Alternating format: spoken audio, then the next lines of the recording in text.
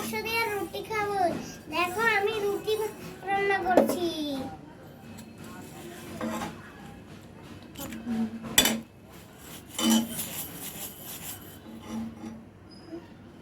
এই যে আমাদের গরুর মাংস দেখে।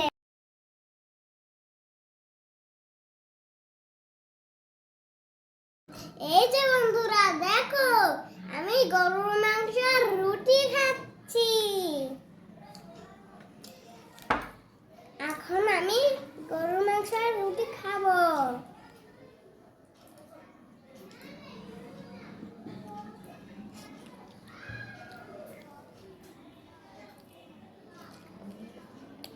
অনেক মজা।